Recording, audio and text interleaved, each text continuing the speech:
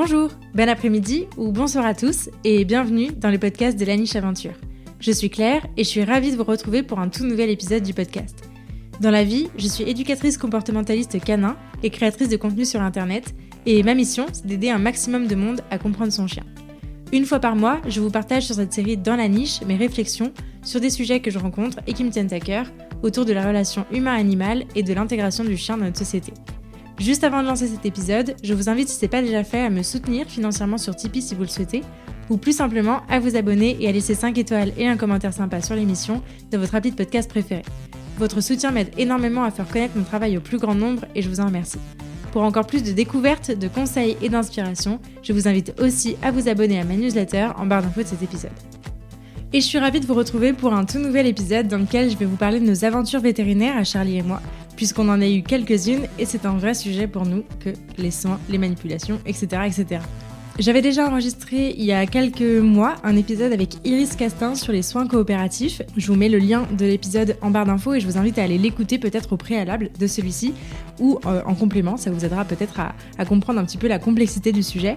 En attendant, je voulais vous partager notre expérience d'un point de vue comportement avec Charlie et d'un point de vue humain avec mes ressentis et mes états de détresse émotionnelle, n'est-ce pas? Donc voilà, j'espère que cet épisode vous plaira et je vous invite tout de suite à écouter cet épisode. Pour commencer cet épisode, je voulais revenir un petit peu sur l'historique de Charlie par rapport aux soins, aux manipulations, au contact physique, parce que ça a, je pense, son importance pour la suite.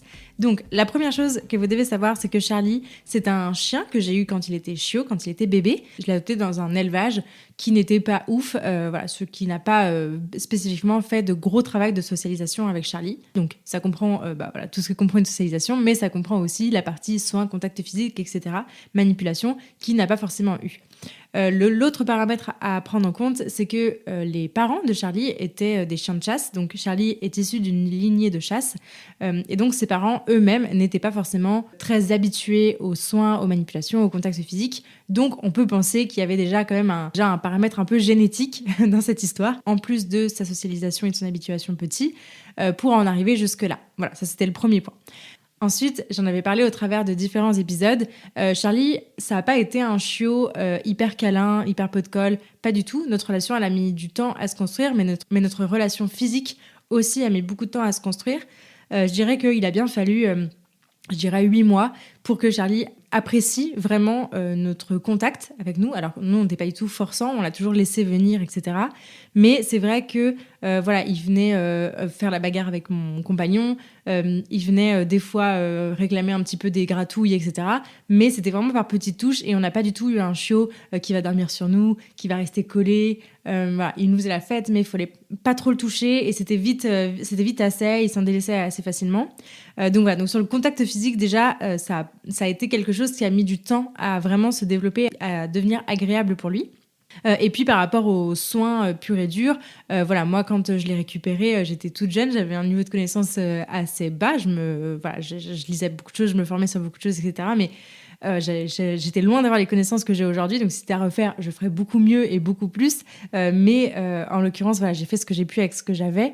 Et donc, Charlie a été habitué aux soins courants, donc laver les yeux, laver les oreilles, aller chez le vétérinaire un petit peu pour rien, aller chez le vétérinaire pour les vaccins, un peu le truc de base. J'avais essayé aussi de l'habituer un peu à tout ce qui est manipulation, donc soulever les oreilles, regarder le dessous des pattes, ce genre de choses, etc. depuis qu'il est tout petit. Mais globalement, je pense que je me suis pas hyper bien pris et ça n'a pas été assez, en tout cas, compte tenu de la sensibilité qu'il avait de départ. Voilà un peu pour le topo général de Charlie vis-à-vis des soins et des contacts physiques. Après, évidemment, parce que c'est inévitable dans la vie d'un chien, Charlie a eu des bobos, a eu des petits accidents, a eu des petites chutes, des petites urgences qui ont nécessité d'aller chez le vétérinaire hors visite vaccin, on va dire. Généralement, ça s'est plutôt très bien passé parce qu'il a toujours été... soit c'était des injections pour le faire vomir parce qu'il avait mangé des trucs dégueux, soit c'était une anesthésie pour pouvoir lui enlever un épillet, par exemple. Voilà. Au début, en tout cas, les 3-4 fois qu'on a dû aller chez le vétérinaire hors période de vaccin, c'était plutôt pour des trucs comme ça. Donc, en gros, c'était une injection, boum, c'était terminé. Évidemment, sur ces injections-là, sur les vaccins, il n'a jamais été trop fan, donc il y avait un petit peu de contention, mais comme il peut y avoir sur tous les chiens quand vous allez chez le vétérinaire, malheureusement. Et donc voilà, donc ça a déjà été des expériences répétées, associer le vétérinaire à injection, donc à contention. Ça, c'est le premier paramètre. Donc voilà, sur les 2 premières années de sa vie, voilà, il y a eu que ça, entre guillemets. Mais ça allait. Enfin voilà, jusque-là, bon, le harnais, ça a toujours été un peu compliqué à mettre. On l'a beaucoup travaillé. L'éthique, il n'a jamais vraiment aimé ça.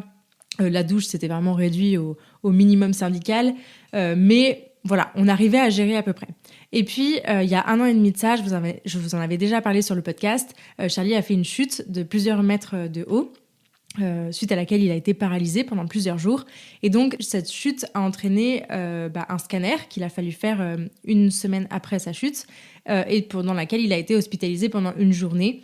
Une journée qui s'est pas forcément très bien passée puisqu'il était douloureux. Il ne marchait pas encore quand je l'ai déposé le matin. Il a remarché un petit peu le soir quand il est rentré. Il a été anesthésié pour pouvoir faire le scanner. Il a aussi été enfermé dans une cage alors qu'il avait un peu de problème avec ça. Je vous passe les détails. Cette journée a été vraiment pourrie pour lui, mais voilà, je l'ai récupéré comme ça a été. Il n'y avait rien au scanner. On a passé 1 mois de repos à la maison et ensuite j'ai voulu voir des ostéos. Et là, je crois que c'est là qu'on a commencé à entrer dans un petit point de non-retour en termes d'expérience humaine. Donc on est allé voir plusieurs ostéos. J'ai dû chercher un petit peu parce que j'ai pas vraiment trouvé chaussures à mon pied tout de suite avant de trouver Nolwenn avec qui j'ai enregistré l'épisode que je vous mets également en barre d'infos. Mais donc avant de tomber sur Nolwenn, j'ai vu d'autres ostéos avec qui ça s'est pas forcément très bien passé. Je fais un point commun entre toutes les dernières visites médicales qu'on a faites. Donc, il y a eu ces ostéos avec qui ça a été un petit peu compliqué. J'exclus l'expérience avec Nolwenn qui a été vraiment géniale, vraiment très positive, qui était à la maison, où Charlie était hyper détente, ça s'est très bien passé, elle était très accompagnante. Si ce n'est cette bonne ostéo, on va en reparler. Toutes les autres séances qu'on a faites, la dernière visite veto qu'on a fait pour ces vaccins, la dernière visite d'un vétérinaire en urgence qui avait eu lieu cet été, notamment, plus l'épisode de pyroplasmose qu'il a fait il y a quelques semaines, on va en reparler aussi. En gros, tout ça a créé beaucoup de mauvaises expériences pour Charlie et moi, où on était sur un terrain déjà un petit peu glissant au départ, mais sur toutes ces visites-là dont je viens de vous parler, il y a eu énormément de contentions faites sur Charlie parce que peut-être à cause de moi aussi, parce que moi je n'hésitais pas à dire il est un petit peu sensible aux manipulations, il va grogner, etc. Est-ce qu'on peut aller à son rythme, etc. Donc généralement, en fait, ce que ça produisait en réaction, c'était il est pas prêt, contention plus. Donc ça n'a pas eu un effet très positif sur Charlie, vous vous en doutez. Et puis, pour moi, ça a été une énorme source de stress parce que ça devenait de plus en plus stressant en fait d'appréhender les rendez-vous. Et puis aussi parce que j'ai accumulé les mauvaises expériences humaines lors des séances avec des professionnels de santé qui méprisaient complètement ce que moi je pouvais ressentir, minimisaient complètement ce que je pouvais ressentir, ne tenaient pas du tout compte des signaux de communication de mon chien, alors que moi, plus on avançait, plus j'étais compétente aussi pour lire les signaux de communication de mon chien, savoir que là, il était vraiment pas bien, que là, il fallait arrêter, mais qu'on n'a pas voulu, etc., etc. Donc, ça a été des expériences très merdiques durant lesquelles j'ai été obligée de stopper les soins souvent, parce que le professionnel de santé n'y allait pas en fait et se fichait complètement du truc. J'ai sûrement ma part de responsabilité là-dedans, c'est certain, mais en tout cas l'état de fait, c'est qu'il y a eu 0 prise en considération de mon état à moi dans la gestion des soins de Charlie, ce qui n'a pas arrangé ni de la manière dont Charlie pouvait tolérer ou appréhender la contention pour faire des soins, ni mon stress que je pouvais lui refiler à ce moment-là. Voilà un petit peu ce qui s'est passé du coup sur ces dernières années. Et puis là, récemment, on a eu une pyroplasmose, puisque Charlie a été atteint de la pyroplasmose il y a 2 semaines de ça. Il a été hospitalisé durant 3 jours. Et en fait, là, on est arrivé un petit peu au summum de l'histoire. C'est ça qui m'a donné l'idée de vous faire cet épisode, parce que vraiment, j'ai traversé des moments un peu compliqués ces dernières semaines. Donc ces 3 jours d'hospitalisation, cette pyroplasmose, ça a généré une double source de stress chez moi. D'une part, déjà pour son état de santé, évidemment, parce que il était quand même très infecté de la pyroplasmose avec des symptômes assez peu communs. Donc, on a mis longtemps à mettre un diagnostic sur la pyroplasmose, pouvoir le prendre en charge, etc., etc. Donc, un gros stress par rapport à son état de santé. Et puis, un gros stress par rapport aux soins en eux-mêmes. Parce que, comme je viens de vous le dire, à chaque fois que j'ai été confrontée à un professionnel de santé, ça s'est très mal passé, humainement pour moi. En termes de contention aussi pour Charlie, en termes d'état émotionnel pour Charlie. Et donc, c'est vrai que j'étais arrivée à un moment donné où je le voyais ne pas aller bien, mais avec des phases un peu mieux, où je me disais, dans le doute, on va attendre un petit peu parce que j'ai pas envie de l'amener chez le véto si c'est pour rien, étant donné qu'on va encore avoir une mauvaise expérience. Et en fait, ce fait-là d'appréhender le fait d'aller chez le véto, c'est très très problématique parce que il s'agit de l'état de santé de son animal et quand on en arrive à là, et moi c'est le constat que j'ai fait en me disant mais quel débile quoi, quel débile, pourquoi j'ai attendu autant de temps, pourquoi je suis pas allée directement. En fait, je culpabilise. Vous vous rendez compte que ça me fait culpabiliser déjà pour l'état de santé de mon chien, que ça aurait pu être très dangereux. Bon, évidemment, je l'aurais pas laissé. Quand j'ai vu, là, j'ai senti que c'était trop avancé. J'ai appelé les vétérinaires d'urgence. Ces derniers mois, ces dernières années, faire appel à un vétérinaire est déjà très très stressant pour moi. J'y pense 3 jours avant. Et puis, plus l'arrivée du vétérinaire ou notre arrivée à la clinique se rapproche, plus je monte en stress et plus je me dis ok, j'espère que ça va bien se passer. J'essaye d'être en mode action, d'être proactive pour essayer de pas me faire submerger par le stress. Mais l'état de fait, c'est que je suis hyper stressée par le fait même de rencontrer un vétérinaire, d'avoir à lui parler, d'avoir à expliquer la situation, d'avoir à peut-être avoir un conflit avec, parce que c'est vraiment ça comme expérience que j'ai eue à chaque fois. Et donc ça, c'est problématique parce que dans cet épisode de pyroplasmose, étant donné qu'au début, je pensais que c'était une mauvaise réaction à un médicament, j'ai mis longtemps avant de me dire « Ok, je l'amène chez le vétérinaire ». J'ai appelé des vétérinaires qui m'ont dit « Ok, on s'inquiète pas, etc. » mais sans forcément le voir. Et voilà, et moi j'étais dans un truc où j'avais pas envie de l'amener pour rien parce que j'avais peur de cette mauvaise expérience qui pouvait se répéter à la fois pour moi et à la fois pour Charlie. Peut-être plus pour moi finalement que pour Charlie, mais voilà, le fait est que c'était comme ça. Bref, je vous passe les détails. En tout cas, cet épisode m'a mis dans un état de stress hyper important. Je tiens quand même à souligner que les vétérinaires qu'on a croisés durant cette expérience de pyroplasmose, que ce soit le premier vétérinaire d'urgence qui est venu à la maison, ou que ce soit l'équipe soignante à la clinique qui l'a pris en charge pendant les 3 jours d'hospitalisation, ont été vraiment géniaux, ont vraiment été très guidants, très accompagnants. Et c'était la première fois que je rencontrais des professionnels de santé, vraiment des vétérinaires, qui prenaient en compte mon état émotionnel, mon état de détresse émotionnelle que j'avais à ce moment-là. Et ça m'a été vraiment très précieux parce que c'est ça aussi qui me permet de me dire, ok, bon, maintenant on va avancer, il y a du mieux, moi je vais mieux aussi, je peux me sentir un peu plus écoutée, un peu plus prise en considération, et voilà, là j'ai envie d'avancer et ça va bien se passer. Donc voilà, donc je tiens à souligner, je pense pas que ces vétérinaires passeront sur cet épisode, mais si un jour c'est le cas, sachez que je vous en suis très très reconnaissante. En tout cas, voilà. Et puis, on est retourné chez le vétérinaire à l'heure où je vous parle hier. Et à l'heure où je vous parle, on est le hier du jour de la sortie de cet épisode. Donc, ça sera très, très frais. On est retourné dans une autre clinique pour faire la dernière injection. Et là, c'est passé beaucoup de choses. C'est-à-dire que moi, j'ai été totalement submergée parce que je suis retombée un petit peu dans ce truc. C'est un vétérinaire que je connais pas, à qui il va falloir expliquer la situation. Charlie qui va devoir avoir une injection qui est en plus assez douloureuse, on me l'avait dit.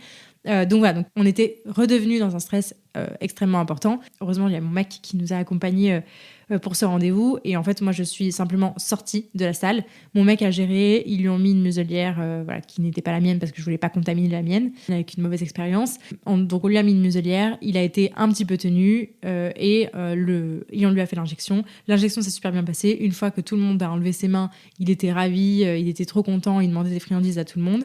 Et moi, ça s'est passé hors de ma vue, ce qui était peut-être pas plus mal parce que ça m'a permis de redescendre un petit coup, pleurer un coup, redescendre en émotion. Et ensuite, voilà, je suis repartie en me disant, bon, ok, c'est bon, le soin est fait. Maintenant, cette histoire est derrière nous. Je peux en débriefer dans cet épisode. Et puis, maintenant, on avance, on pourra aller que de l'avant. En tout cas, voilà, j'espère que c'était le dernier soin qu'on faisait alors que Charlie n'était pas prêt et alors que moi, je n'étais pas prête. Donc voilà, je vous raconte tout ça pour vous dire que j'ai appris plusieurs leçons de ces derniers rendez-vous et de ces dernières expériences. La première, c'est déjà que moi, j'ai un énorme travail à faire parce que je me suis retrouvée plusieurs fois complètement submergée par mes émotions, par mon stress. Et du coup, dans ces moments-là, je suis plus aidante, en fait. Mon mec est venu, et heureusement, parce que sinon, j'aurais pas été en capacité de gérer, et j'aurais peut-être dû le laisser tout seul avec l'ASV et la vétérinaire. Et c'est quand même gênant de ne pas pouvoir participer aux soins de son animal. Et puis surtout de lui refiler ce stress, parce que clairement, à ce moment-là, il y a aussi beaucoup de ça. Là, on m'a un peu demandé de sortir parce que clairement, j'étais plus aidante, et ce que je comprends tout à fait. Mais sur le moment, c'est pas forcément très agréable. Donc déjà, la première leçon, c'est que j'ai un travail à faire sur moi. La deuxième leçon que je tire un petit peu de tout ça, après analyse, en avoir discuté avec mon compagnon, du coup, qui a participé aux soins, ce qu'on en a conclu, c'est que je pense que Charlie craint plus la contention que l'acte de soin en lui-même, puisque l'injection, en fait, il l'a à peine senti. Et vraiment, là où ça a été la libération, c'est quand tout le monde est sorti, en fait. C'est pas forcément quand le soin s'est arrêté, ni même quand le soin a commencé. Il a commencé à grogner et il a arrêté de grogner à partir du moment où on a mis les mains dessus et on les a enlevés. Donc, je pense que ça me donne des indications en plus sur ce que j'ai à travailler avec Charlie. Et ça me donne aussi l'espoir de me dire que si un jour on arrive à faire par exemple des injections, parce que c'est quand même le truc le plus courant, en coopération, c'est-à-dire avec Charlie qui me donne une position de consentement, le soin qui se fait et ensuite c'est terminé. Ça veut dire que potentiellement, on va pouvoir arriver, si on enlève la contention, à avoir des actes qui vont se passer en coopération. Et donc ça, c'est vraiment le côté hyper positif de cette expérience, c'est que ça me permet d'avoir peut-être ça comme objectif, ce que jusqu'à présent, j'avais pas du tout, parce que je me disais, mais en fait, tout est compliqué, le veto est compliqué, la contention est compliquée, l'acte en soi est compliqué, la batterie d'outils qu'on peut utiliser pour les soins est compliquée, etc. etc. Or, je pense pas tant que ça, et j'ai plus l'impression que véritablement le point le plus compliqué pour lui, c'est la contention, donc ça veut dire qu'on va pouvoir travailler dessus, et qu'on va surtout pouvoir travailler à plus de coopération. Et ça, c'est vraiment cool.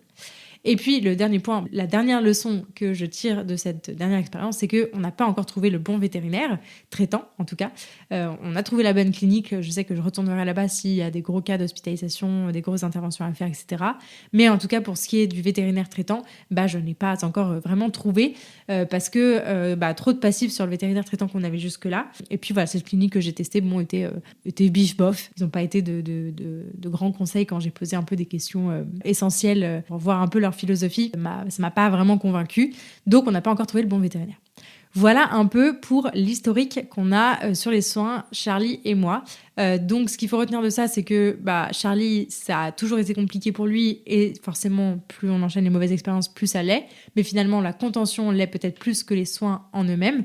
Et moi, de mon côté, j'en retire le fait que j'en suis arrivée à une expérience assez traumatisante dans le dialogue, dans les échanges avec les vétérinaires. Et que pour l'instant, j'ai ça encore à travailler, parce que pour l'instant, ça me submerge complètement. Donc plein de choses à mettre en place. Justement, sans transition, en parlant des choses à mettre en place, je voulais vous parler un peu du plan que j'imagine pour la suite, pour qu'on puisse travailler un peu ces points, ces sensibilités, à la fois pour Charlie et pour moi, de manière plus safe, et qu'on arrive finalement à avoir des soins qui se passent beaucoup mieux, avec beaucoup moins de stress. Ça serait vraiment ça le principal. Donc, il y a vraiment deux parties à mon plan pour la suite.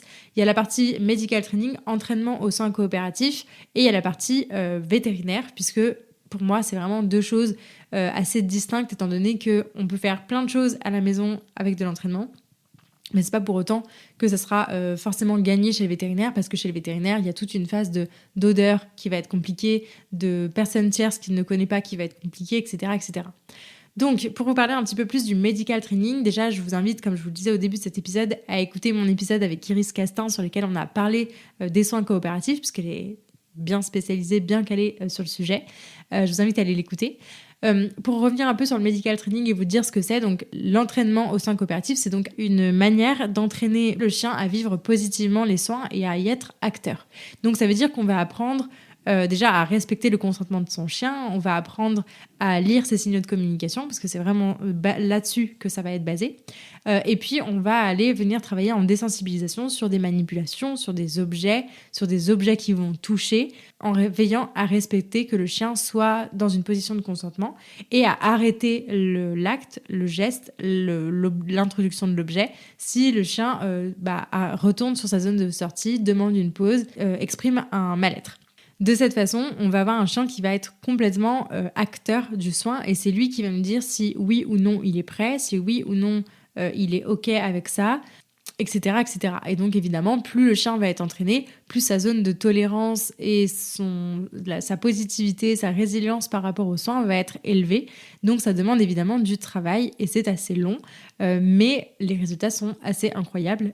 Je fais partie d'un groupe Facebook sur les soins coopératifs et je peux vous dire que tous les jours, on voit des témoignages incroyables de gens qui passaient d'une situation bien pire que la nôtre à des soins coopératifs chez le vétérinaire. Donc c'est vraiment génial. J'ai beaucoup d'espoir avec cette technique. C'est juste que ça demande beaucoup de travail. Nous, ça fait déjà longtemps qu'on y travaille avec Charlie. Je me suis inscrite au cours de Muso Plus fait par Iris Castin, du coup, sur les soins coopératifs, il y a, je sais pas, je pense 2 ans au moins. Ça fait vraiment longtemps qu'on l'a commencé. On a déjà avancé sur pas mal de sujets, notamment sur la muselière. Le port de la muselière est déjà bien avancé. Mais typiquement, c'est encore difficile d'enlever des tiques. C'est encore difficile de passer à l'introduction de produits, d'objets, etc., etc. Donc, on est en train de travailler là-dessus. Sinon, pour ce qui est des manipulations, ça va à peu près. Donc voilà un peu pour vous résumer ce que c'est que le medical training. L'idée et le cours en ligne dont je vous parle sur MusePlus est vraiment intéressant pour ça, c'est que l'idée, ça va être de monter un plan assez précis avec toutes les choses qu'on voudrait avoir dans sa petite mallette de soins coopératifs, dire que ok, ça c'est acquis, ça marche, etc., etc. Il faut passer de telle façon, ça le dérange moins, etc., etc. Donc c'est un gros travail.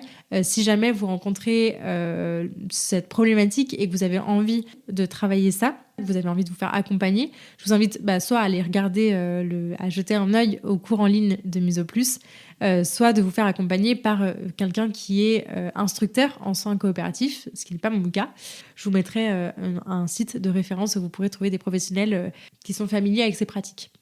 Donc voilà pour la partie medical training. Donc ça, c'est vraiment ce qu'on va continuer de faire dans nos entraînements hebdomadaires avec Charlie, de continuer de travailler les soins, les petites manipulations, les soins courants du quotidien, etc., etc. Il y a plusieurs paramètres importants et je pourrais pas tout vous citer ici. Mais la première chose quand on travaille en medical training, c'est en fait on va beaucoup travailler sur l'association positive avec l'objet, les manipulations, etc., etc. Et avec tout ce qu'on veut désensibiliser. L'idée, c'est que forcément, c'est plus facile quand on part de quelque chose de neuf plutôt que quand on part de quelque chose qui est déjà contaminé, entre guillemets, qui est déjà associé négativement. Donc typiquement, le vétérinaire, le cabinet vétérinaire dans lequel il y a eu des soins qui se sont mal passés, c'est associé négativement. Le harnais qui a été très compliqué à mettre, il est associé négativement. Le tire-tique qui a peut-être fait mal ou qui a peut-être gêné, etc., il est associé négativement.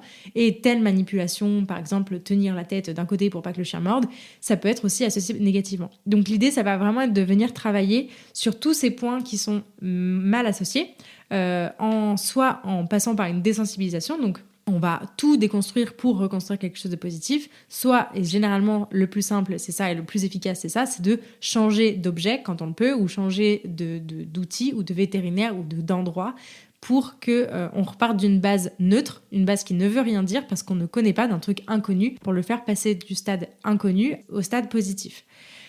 Et donc, typiquement, c'est ce qui m'amène au deuxième point de mon plan, ça va être tout ce qui va être par rapport au vétérinaire, tout ce qui va concerner la partie vétérinaire, et moi je décide de repartir d'une base neutre pour y en faire une base positive. Pour le coup, j'ai pas trop le choix dans mon cas.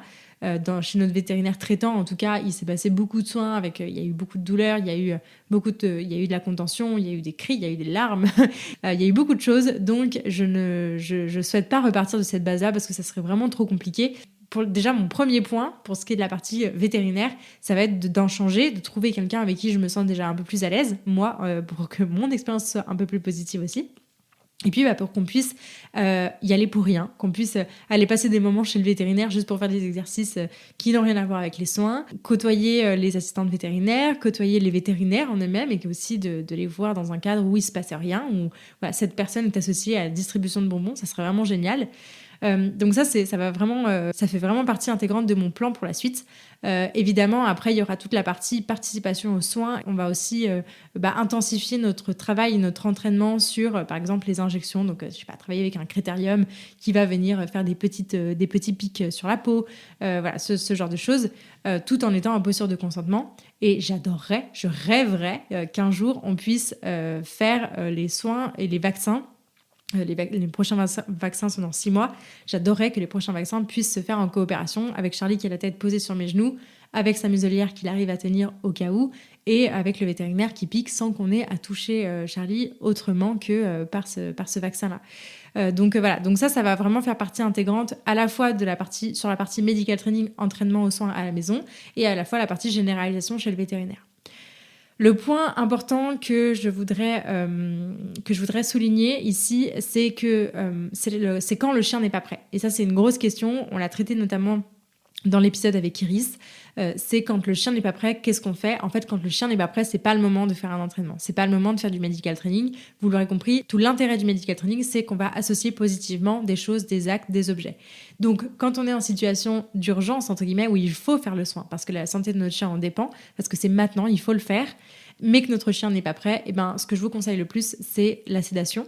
Alors, il y a différentes façons de sédater un chien. Ça peut être juste des médicaments donnés qui vont le détendre un petit peu. Ça peut être du CBD, ça peut être des fleurs de bac.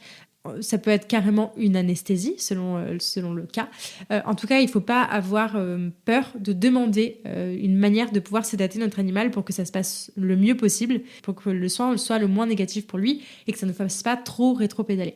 Donc nous, c'est le cas. Charlie, il est sous un traitement chimique quand on va chez le vétérinaire. Honnêtement, j'ai pas vu de grosses différences, mais typiquement sur la dernière consultation qu'on a eue hier pour l'injection, j'ai l'impression, même s'il a été en état de stress assez important quand même, il a beaucoup grogné, etc., il y a eu de la contention, j'ai l'impression quand même que la descente après le soin a été quand même un peu plus rapide que ça ne l'avait été jusque-là. Après, bon, c'est pas flagrant non plus, donc je mise pas tout là-dessus non plus. C'est pour ça que j'aimerais bien conserver quand même le traitement pour pouvoir abaisser un petit peu la pression et qu'on puisse travailler en coopération. C'est un peu ça l'idée, c'est de se servir de la sédation comme une béquille. Je veux pas qu'il soit complètement endormi parce que je veux quand même qu'il soit acteur, mais en même temps, je veux pas qu'il soit non plus trop sous tension. Je sais pas si c'est assez clair. Voilà un petit peu ce que je pouvais vous dire par rapport à notre expérience et à notre plan pour la suite. J'espère que ça pourra peut-être vous inspirer, vous donner des pistes de réflexion, des pistes de travail, vous remotiver peut-être aussi à travailler ces sujets-là qui sont difficiles avant que ça n'en devienne une expérience vraiment négative pour l'humain, comme ça a pu être le cas pour moi et comme c'est le cas pour moi. Si je peux vous donner un conseil, en tout cas, si votre chien est sensible à certains actes, comme la prise de médicaments, les injections, la prise de sang, etc., ou d'autres choses, ou simplement des choses beaucoup plus manipulatoires comme de l'ostéopathie, etc. Ce que je vous invite à faire, c'est vraiment de trouver les professionnels qui vous accompagnent et c'est d'éviter le maximum de faire de la contention. Donc typiquement, je sais qu'il y a un point qui peut être très compliqué pour beaucoup de chiens, c'est tout ce qui va toucher tout ce qui va tourner autour de la gueule, donc que ce soit la prise de médicaments, mettre les mains dans la bouche, etc. Ça peut être vraiment très compliqué pour le chien.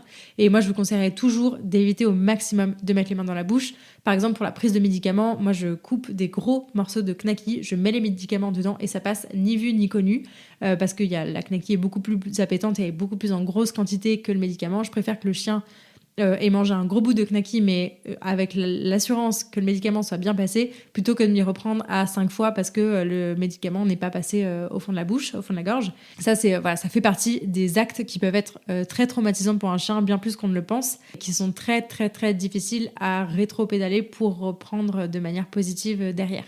Donc voilà, un peu pour le tips médicaments, main dans la bouche, tout ce qui va nécessiter ça, vraiment, je vous conseille de passer par de l'alimentation extrêmement appétante pour être sûr déjà que ce soit pris et pour être sûr que il y ait pas de souci avec ça.